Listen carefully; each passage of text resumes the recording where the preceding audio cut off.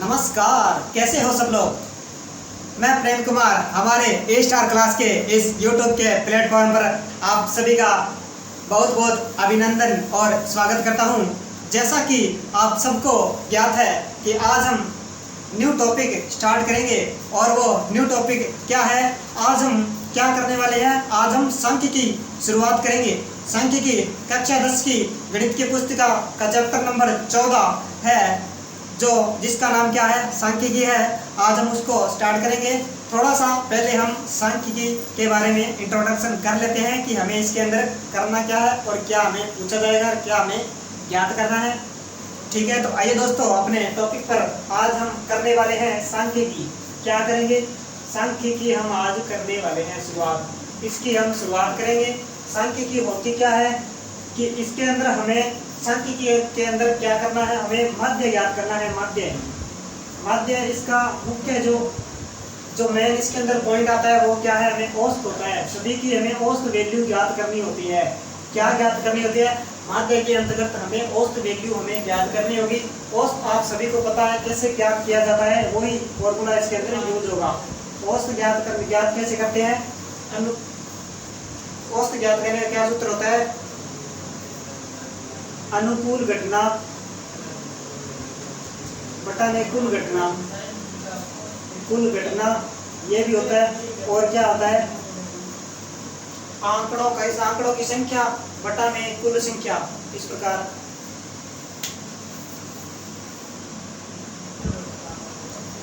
एक औसत ज्ञात करने का सूत्र क्या होता है, आप सभी को इसके बारे में जानकारी है। संख्याओं का योग बटा में कुल संख्या। इस सूत्र से आप भली भांति परिचित होंगे कि संख्याओं का औसत कैसे निकाला जाता है। मतलब हमें 10-12 संख्या दे दी जाती है, उसका हमें औसत जो मध्य की मिड वैल्यू होती है वो हमें ज्ञात करनी होती है। इस प्रश्नमाला में हमें वही ज्ञात करेंगे। और हमें जो माध्य है, ये माध्य ज्ञात करने की हमारे पास 3 विधियां होगी। माध्य ज्ञात करने की हमारे पास 3 विधियां होगी। एक विधि क्या होगी, सामान्य विधि। दूसरी विधि क्या होगी, कल्पित विधि। और जो तीसरी विधि है उसका नाम है पग विचलन विधि।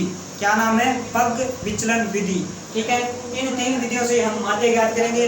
और इसके अलावा हमें आगे क्या ज्ञात करना होगा, हमें एक बहुलक ज्ञात करना होता है। और इसके बाद में हमें एक माध्यिका यानी माध्य ज्ञात करना होगा। और कुल मिलाकर इसकी जो टोटल जो हमारे पास सूत्र बनेंगे वो 5 सूत्र बनेंगे। फिलहाल आज हम कोशिश रहेगी कि हम इसके 2 सूत्रों पर बात कर लें। ठीक है, तो देखो इसके अंदर जो 2 सूत्र है वो कौन से होंगे। माध्य ज्ञात करने के 3 सूत्र है। वैसे तो मैं तीनों ही आपको पहले बता देता हूँ। माध्य ज्ञात करने माध्य, ठीक है, इसका पहला सूत्र हो क्या होगा, सिग्मा fi xi बटा में सिग्मा fi। ये इसका एक सूत्र होगा। ठीक है, एक कल्पित माध्य होता है। कल्पित माध्य ज्ञात कैसे करेंगे, कल्पित माध्य ज्ञात करने का सूत्र होगा हमारे पास a plus sigma fi bi बटा में सिग्मा fi। ये हमारे पास क्या होगा, कल्पित माध्य ज्ञात करने का सूत्र होगा। और एक इसका जो तीसरा मेथड है वो क्या होगा, तीसरी विधि है, उसका नाम क्या होगा, पग विचलन विधि। पग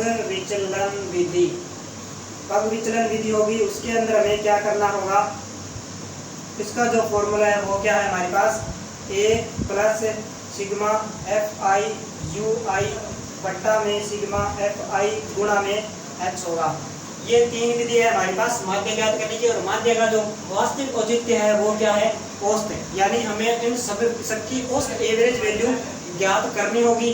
ठीक है, तो देखो आपके मन में शंका होगी कि सर ये f क्या है, x क्या है, और ये जो जिसको मैं सिग्मा बुला रहा हूँ ये क्या है। इसको सिग्मा से डिनोट करेंगे।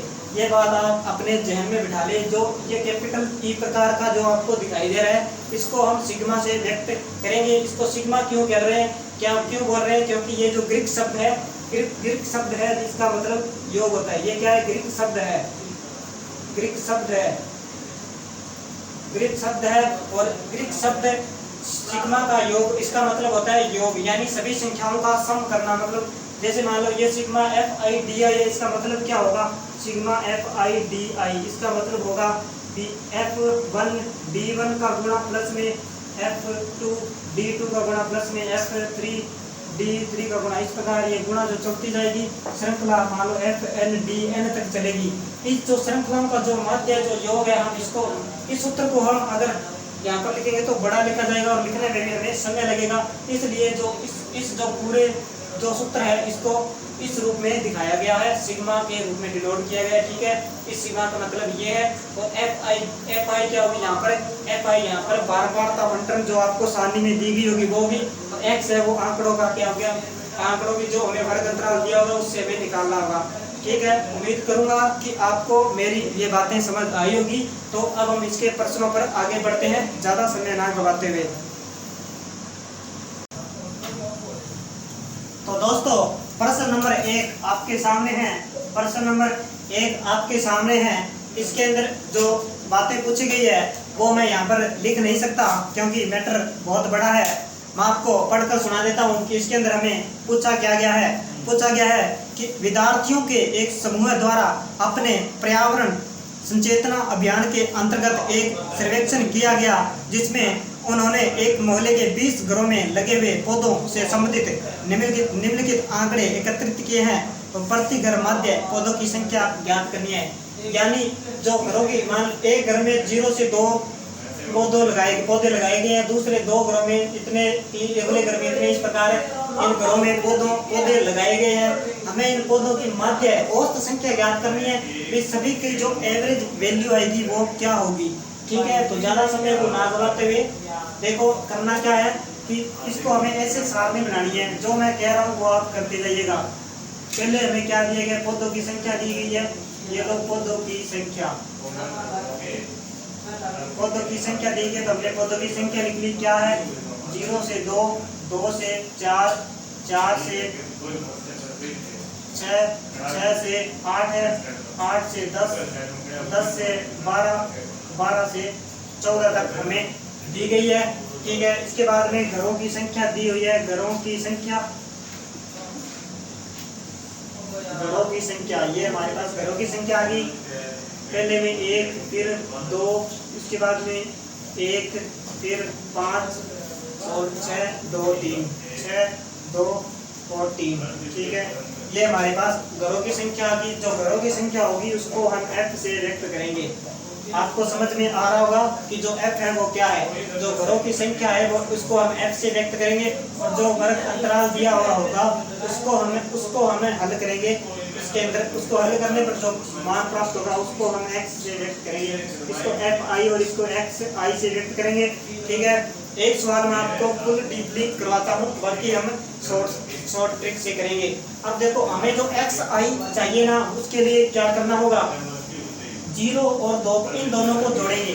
जो हमें वर्ग अंतराल में संख्या दी गई है इन दोनों को जोड़ेंगे, जोड़कर उसमें 2 का भाग देंगे। क्या करेंगे, इन दोनों संख्याओं को जोड़ेंगे, जोड़कर उसमें 2 का भाग देंगे। फिर इन दोनों को जोड़ेंगे, जोड़कर उसमें 2 का भाग देंगे। देखो करते कैसे हैं, 0 और 2 को जोड़ेंगे तो कितना आएगा 2, 2 में 2 का भाग देंगे तो कितना आएगा 1।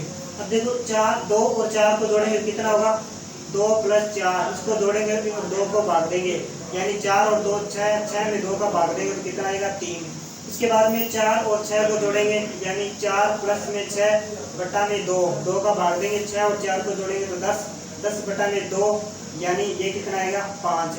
इसके बाद में 6 और 8 को जोड़ेंगे, यानी 6 + 8 बटा में 2, 8 और 6 कितना होता है 14, 14 बटा में 2, यानी इसका मान हमारे पास कितना आएगा 7। इसके बाद में 10 और ये 12 को जोड़ेंगे, 10 और 12 को, इसके बाद में 8 और 10 को जोड़ेंगे, 8 + में 10 बटा में 2, यानी 8 और 10 कितना हो जाएगा 18 बटा में 2, इसका मान क्या आएगा 9। इसके बाद में 10 और 12 को जोड़ेंगे, यानी 10 + 12 बटा में 2, 10 और 12 को जोड़ेंगे तो 22, 22 बटा में 2, यानी 11 आएगा। इसके बाद में 12 और 14 को जोड़ेंगे, यानी 12 + 14 बटा में 2, यानी 4 और 2 6, 1 और 1 2, 26 बटा में 2, यानी इसका मान हमारे पास 13 आ गया। ठीक है, अब हमारे पास जो xi है वो प्राप्त हो गया। अब हमें क्या करना है, अब हमें करना होगा इन दोनों का गुणा करना है, यानी fi xi इन दोनों का हमें क्या करना है गुणा करना है। 2 का गुणा 1 से करेंगे तो 1, 2 गुणा 1 बराबर 1। ठीक है, उसके बाद में 1 का गुणा 3 से करेंगे। ये सीक्वेंस ध्यान में रखना है। इस 2 का गुणा ऊपर वाले से, इस 1 का गुणा इससे, इस 5 का गुणा 5 से, 6 का गुणा 7 से, 2 का गुणा 9 से, 3 का गुणा, इस सबका सही क्रम में हमें गुणा करना होगा। ठीक है, यहाँ पर देखो 1 है ये शुरू में। ठीक है, तो पहले 1 का गुणा 1 से होगा, 1 आएगा। ठीक है, इसके बाद में 2 का गुणा 3 से, यानी 2 गुणा 3, 2 किया कितना होगा 6। इसके बाद में 1 का गुणा किससे होगा 5 से, 1 गुणा 5 बराबर 5 होएगा। ठीक है, इसके बाद में 5 का गुणा आगे वाली संख्या 7 से, 5 गुणा 7 यानी 35। इसके बाद में 6 का गुणा किससे होगा 9 से, 6 गुणा में 9 यानी 54। इसके बाद में 2 का गुणा होगा 11 से, 2 गुणा 11 दूनी कितना होता है 22। 3 का गुणा होगा 13 से, 3 का गुणा किससे होगा 13 से, 13 दिया 39। उम्मीद करूँगा कि बात समझ में आ गई होगी। करना क्या है कि जो इसका F1 है, Fi है, इसके सभी आंकड़ों को Xi के जो सभी आंकड़े हैं उनसे, उसके जो सीध में जो आते हैं उनसे हमें गुणा करना है। जैसे 1 के सीध में 1 आया तो 1 से गुणा, 2 के सीध में 3 है तो 3 से गुणा, 1 के सीध में 5 तो 5 से गुणा, 5 के आगे 7 तो 7 से गुणा, 6 के आगे 9 तो 9 से गुणा, और 2 के आगे 11 तो 11 से, और 3 के आगे 13 है तो 13 से। ठीक है, ये हमारे पास Fi प्राप्त हो गया। अब हमें क्या करना है, इस जो Fi है इसका हमें योग ज्ञात करना होगा, यानी इसका योग ज्ञात करेंगे तो इसके आगे सिग्मा लग जाएगा। ठीक है, अब इनको जोड़ेंगे, 2 और 1 3, 3 और 1 4, 4 और 5 9, 9 और 6 15, 15 2 17, 17 और 3 कितना हो जाएगा 20। ठीक है, अब हमें इन Fi और Xi को जोड़ना है, यानी ये इनको जोड़ेंगे तो ये बनेगा सिग्मा Fi Xi। अब हमें इनको जोड़ना है, देखो 1 और 6 7, 7 और 5 12, 12 और 5 17, 17 और 4 21, 21 और 2 23, 23 और 9 32 32 का 2 यानी फिर 3 आ गई। इसके बाद में 3 और 5 8, 8 और 2 10, 10 और 3 13, 13 और 3 16, यानी ये हमारे पास 162 आ गया। अब माध्य ज्ञात करने का सूत्र क्या है, जो पहला सूत्र है वो ज्ञात, उस सूत्र से ज्ञात करेंगे। माध्य ज्ञात करने का सूत्र क्या है, सिग्मा Fi Xi बटा में क्या है सिग्मा Fi। ठीक है, अब हमें सिग्मा Fi Xi का मान है हमारे पास 162, तो ये लो 162 बटा में सिग्मा Fi है हमारे पास, सिग्मा Fi का मान 20 है, तो ये 20 आ गया। 20 का 162 में हमें भाग देना है, 162 भाग 20। अब 162 यानी 8 दूनी 16, 160 में जाएगा। ठीक है, 2 में से 0 गया 2, 6 में 6 0, 1 में गया 0 यानी 2 बचा। 2 में 20 का भाग जाएगा नहीं, पॉइंट लगेंगे 0 लग जाएगा, 20 एकम 20। अब ये ठीक है, यानी इसका मान आएगा वो क्या आएगा हमारे पास 8.1। ठीक है, उम्मीद करूंगा कि आपको समझ आ गया होगा। ऐसा हमें इस तरीके से हमें सभी प्रश्नों को इसके बुक में जो दिए हैं सभी प्रश्नों को हल करना है। ठीक है, जल्दी से इसका स्क्रीनशॉट ले लीजिए ताकि आगे के सवाल पर भी हम बात करें, 2-3 बार करेंगे तो आपको समझ आ जाएगा। दोस्तों, प्रश्न नंबर 2 में हमें दैनिक मजदूरी, कुछ श्रमिकों की हमें दैनिक मजदूरी दी गई है, उसका हमें माध्य प्रकीर्णन करना है। सूत्र वही होगा और मेथड भी वही होगा, सिर्फ आंकड़े परिवर्तित हुए दोस्तों। तो देखो करना क्या है, दैनिक मजदूरी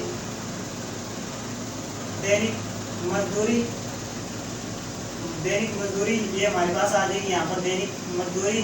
ठीक है, ये क्या है 100 से 200, 100 से 200। इसके बाद में श्रमिकों की संख्या है, श्रमिकों की संख्या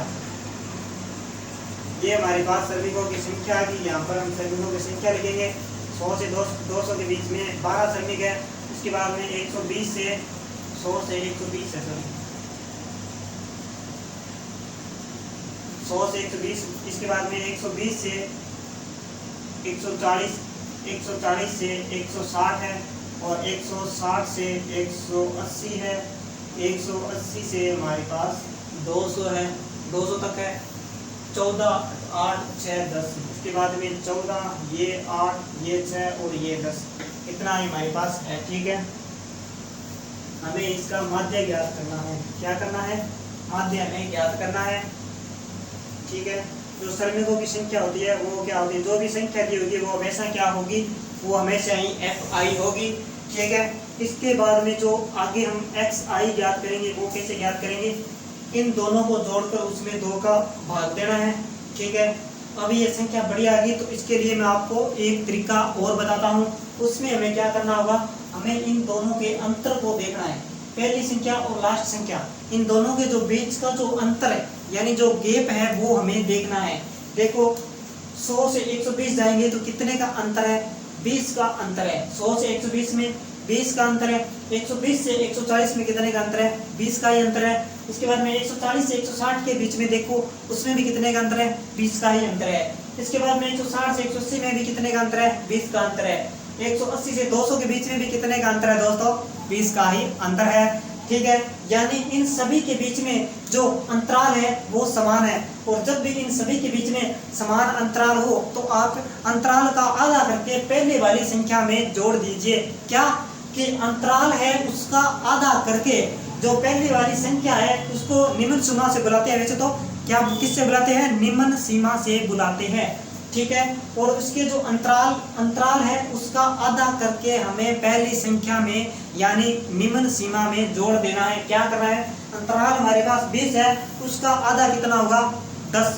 उस 10 को हमें 100 में जोड़ देना है, यानी 100 में 10 जोड़ेंगे तो 110 हो जाएगा। इसके बाद में 120, अंतराल 20 है, इसका आधा क्या होगा, 10 है, 10 को हमें 120 में जोड़ देना है, यानी 130 हो जाएगा। 140 में 10 जोड़ेंगे तो ये 150 हो जाएगा।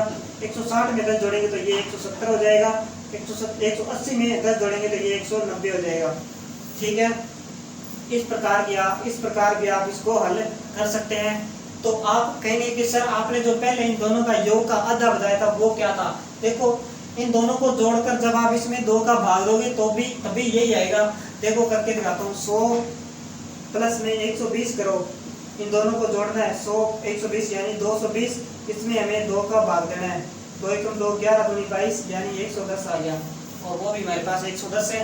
एक ट्रायल और लेते हैं, ये बीच वाली संख्या उठा लेते हैं, 160 प्लस में हमें जोड़ना है 180, बटा में 2 करना है। 160 और 180 को जोड़ेंगे, 6 और 0 का 0 हो गया, 8 और 6 14, 14 का 4 हासिल 1 और 1 2 यानी हासिल 1 3 हो जाएगा। बटा में क्या करना है 2, 340 में 2 का भाग देना है, ये 2 एकम 2 17 दूनी 34 यानी 170। ये देखो 160 और 180 के बीच का जो अंतर है वो कितना है, जो मान है वो क्या आएगा हमारे पास 170 है।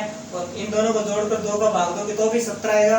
और इसका जो अंतराल है उसका आधा करके पहले वाली संख्या में अगर आप जोड़ोगे उसका मान भी क्या आएगा हमारे पास, वो जो सेम ही आएगा दोनों का, ठीक है।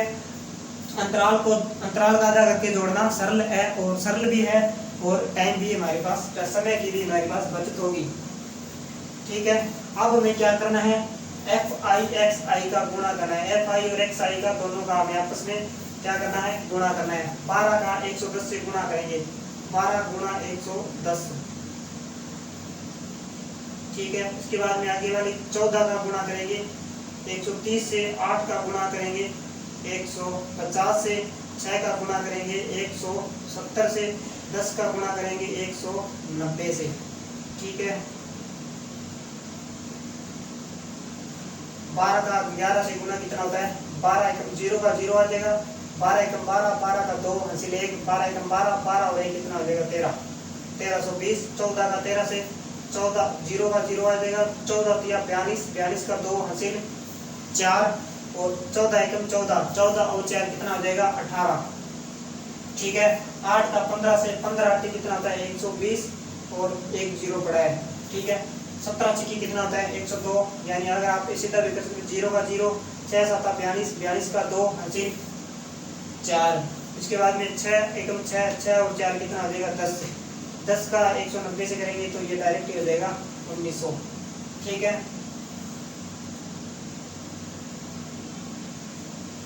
इसके बाद क्या करेंगे, हमें इन श्रमिकों की संख्या का योग करना है, यानी सिग्मा FI निकालना है। 2 और 4 6, 6 और 8, 8 और 6 14, 14 और 6 20, 20 का 0 हासिल 2, 1 और 1 2, 2 और 1 3, 1 2 हासिल, यानी ये कितना आ गया हमारे पास 50। सिग्मा FI हमारे पास कितना आ गया 50। अब हमें क्या करना है, ये चाहिए सिग्मा एफ आई एक्स आई चाहिए, इनका योग करना है।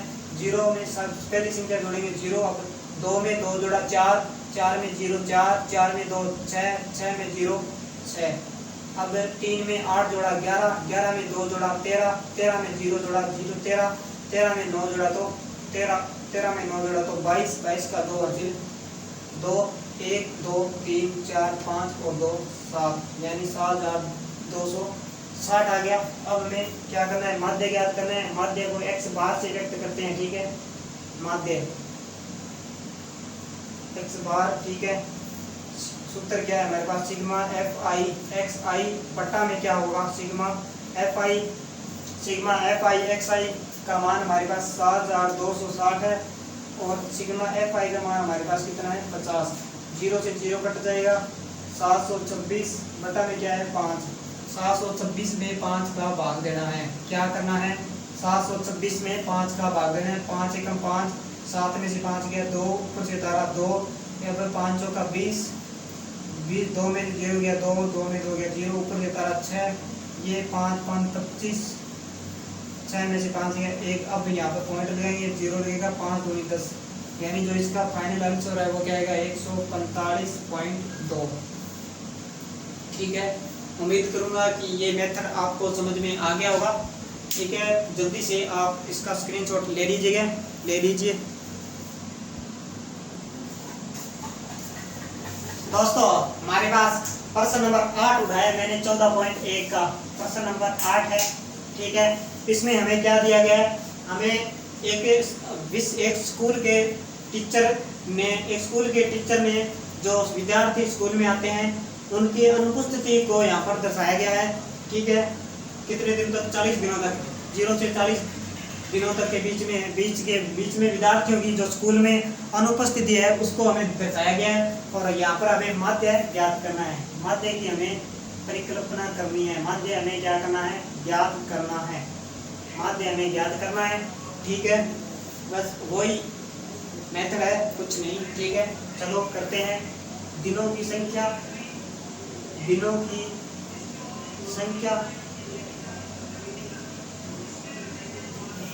विद्यार्थियों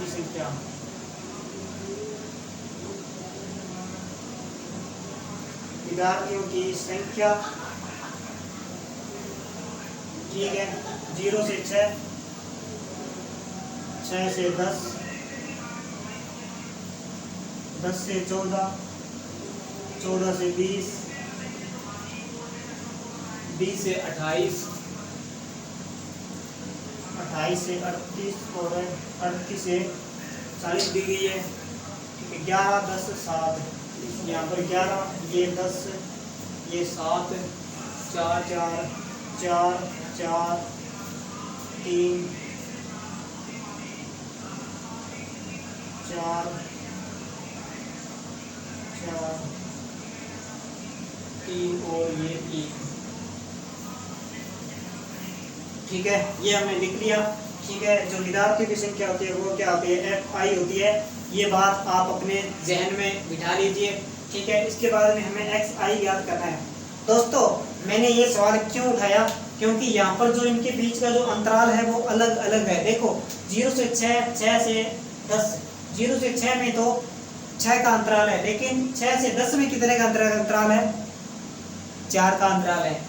और देखो 10 से 14 में भी 4 का, 14 से 20 में फिर 6 का अंतराल आ गया, 20 से 28 में 8 का अंतराल आ गया, 28 से 38 में 10 का अंतराल आ गया, और 38 से 40 में 2 का अंतराल आ गया। यहाँ पर अलग अलग अंतराल दिया गया है। और कुछ टीचर होते हैं वो क्या करते हैं कि आपको जो इन दोनों को क्या करते हैं, पहले संख्या में इनका अंतराल जोड़कर आगे लिखने को बोल देते हैं, जबकि जब ये वो जोड़ेंगे तो वहाँ पर अंतराल समान होगा तभी वो काम करेगा। अगर अन्यथा हमें क्या करना होगा, इन दोनों के बीच का अलग अलग अंतराल हमें देखना होगा। ठीक है, तो आप लोग क्या करते हो, जल्दबाजी में इनको जोड़ पहले में इसका अंतर जोड़ दोगे, अंतर का आधा जोड़ दोगे। ठीक है, वो क्या होगा, सवाल गलत हो जाएगा। इसलिए आपको ध्यान रखना है इनका अंतराल समान है या नहीं है, इसके बारे में विशेष ध्यान रखना है। ठीक है। हम इसको पहली संख्या में इन दोनों बीच के जो अंतराल है उसके आधा जोड़कर भी कर सकते हैं। देखो कैसे करते हैं। इन दोनों में अंतर कितना है, 6 का अंतर है। 6 का आधा कितना होगा, 3। 3 0 में 3 जोड़ेंगे तो क्या होगा, 3 होगा। ठीक है। अब 6 और 10 के बीच में अंतराल कितने का है, 4 का। 4 का आधा कितना होता है, 2, यानी 6 में हमें 2 जोड़ना होगा। ये हमें पहले चेक करना पड़ेगा। ठीक है। कहीं ऐसा ना हो कि आपने शुरू में देख लिया 6 का अंतराल है, 6 का आधा 3 होता है, 6 में 3 जोड़ दिया 9, 10 में 3 जोड़ दिया 13, 14 में 3 जोड़ दिया 17। ऐसा नहीं करना है, विशेष ध्यान रखना है। 6 देखो यहाँ पर तो 6 का अंतराल है, यहाँ पर 4 का अंतराल है। 4 का आधा 2 होता है तो 6 में 2 जुड़ेगा। इसके बाद में 10 और 14 के बीच में 4 का अंतराल है तो 4 का आधा कितना आता है, 2, यानी 10 में 2 जुड़ेगा, 12 हो जाएगा। इसके बाद में 14 और 6 20, 6 का अंतराल है तो 6 का आधा कितना होता है, 3, यानी 14 में 3 जुड़ेगा। 14 और 3 कितना हो जाएगा, 17। इसके बाद में 20 और 28 में कितने का अंतराल है, 8 का अंतराल है। 8 का आधा कितना होता है, 4, यानी 20 में 4 जुड़ेगा। 20 प्लस में 4 यानी ये हो जाएगा 24। इसके बाद में 28 से 38 में कितने का अंतराल है, 10 का अंतराल है। 10 का आधा कितना होता है, 10 का आधा 5 होता है, यानी 28 में 5 जुड़ेगा। 28, 8 और 5 13, 2 और 1 3, यानी ये होगा 33। अब 38 और 40 के बीच में 2 का अंतराल है। 2 का आधा कितना था, 1, यानी 38 प्लस 1 बराबर कितना हो जाएगा, 39। ठीक है। तो दोस्तों इस सवाल में मैंने आपको बताई वो बहुत ही इंपॉर्टेंट और आवश्यक बात है। प्रश्न में इस प्रकार के इस एग्जाम में अक्सर इस प्रकार के प्रश्न पूछे जाते हैं ताकि आप लोग इसके अंतराल में कंफ्यूज हो। ठीक है। तो मैंने आपकी ये बात क्लियर कर दी है। अब देखो, अब हमें FI XI ज्ञात करना होता है। 11 का 3 से गुणा, 11 गुणा 3 यानी 33, 10 गुणा 8, 10 गुणा 8 यानी 80। इसके बाद में 7 गुणा 12, 7 गुणा 12 यानी 12 साथी कितना होता है, 84। इसके बाद में 4 गुणा 17, ये 4 गुणा 17, 17 चौको कितना आता है, 68। इसके बाद में 4 गुणा 24, 4 गुणा में 24, 6 4 चौक 16, 16 का 6 हासिल 1, 2 4 दूनी 8, 8 और 1 9, यानी 16, 24 चौके 96। इसके बाद 3 गुणा 33, 3 गुणा में 33, 33 या 99। इसके बाद में 1 गुणा 39, 39 गुणा में 1 यानी ये भी 39 का 39। ठीक है। अब हमें क्या चाहिए, सिग्मा FI चाहिए। सिग्मा FI चाहिए तो इन सबको जोड़ेंगे। 1 0 1 0 0 1 1 में 0 तो 1 1 में 7 तो 8 8 और 7 8 और 4 12 12 और 4 16 16 और 3 19 19 और 1 20 20 का 0 हासिल 2 1 और 1 2 2 और 2 4। ठीक है। सिग्मा FI का मान हमारे पास 40 आ गया। अब हमें चाहिए सिग्मा FI XI। ठीक है। इन सबको जोड़ेंगे। 3 और 4 7, 7 और 8 15, 15 और 6 21, 21 9 30, 30 और 9 39। ठीक है। 3 और 8 11, 39 का 3 9 से 3 आ गई। 3 और 8 11, 8 8 16, 16 और 3 19, 19 और 6 25, 25 और 9 25 और 9 34, 34 और 9 43, 43 और 3 46, 46 और 3 49, 499। ठीक है। दोबारा जोड़ लेते हैं ताकि गलती ना हो। 3 और 4 7, 7 और 8 15, 15 और 6 21, 21 और 9 30, 30 और 3 30 और 9 39, 39 का 9 से 3 8 और 3 11, 11 और 8 8 8 16, 16 3 19, 19 और 6 25, 25 और 9 34, 34 और 9 34, 34 और 9 33, 43, 43 और 3 46, 46 और 3 49। ठीक है। ये हमारे पास सही है। ठीक है। माध्य ज्ञात करना होता है x बार। सूत्र क्या होता है, सिग्मा FI XI बट्टा में क्या होगा, sigma FI। Sigma FI XI का मान क्या है हमारे पास, 499 बट्टा में, और सिग्मा FI का मान हमारे पास कितना है, 40। तो करना क्या होगा, 499 में 40 का भाग लेना होगा। 499 भाग 40, ये 40 एकम 40, 9 में से 0 गया 9, ऊपर से 12 9, 40 दूना 80, 9 में से 0 गया 9, 9 में से 8 गया 1, 19। अब जाएगा नहीं, पॉइंट लगाएंगे, अब 0 लग जाएगा। 4 चौक 16, 4 5 20, यानी 4 पर जाएगा। 160, 0, 9 में से 6 गया 3, 1 में से गया 0, फिर से 0 लगाएंगे। 7 चौक 28, यानी 280। 7 पर गया, इसमें से घटाएंगे कितने बचेगा 20, फिर 200, 5 चौक 20, यानी 12.475 आ गया। कितना आ गया? 12.475। ये हमारे पास फाइनल आंसर है। ठीक है, उम्मीद करूंगा कि आपको हमारा ये सवाल आपको समझ में आ गया होगा। जल्दी से स्क्रीनशॉट ले लीजिए। तो दोस्तों आज के लिए इतना ही। उम्मीद करूंगा कि माध्य का जो पहला मेथड है वो आपको समझ में आ गया होगा। कल हम इसके आगे वाले मेथड कल्पित माध्य पर वार्तालाप करेंगे।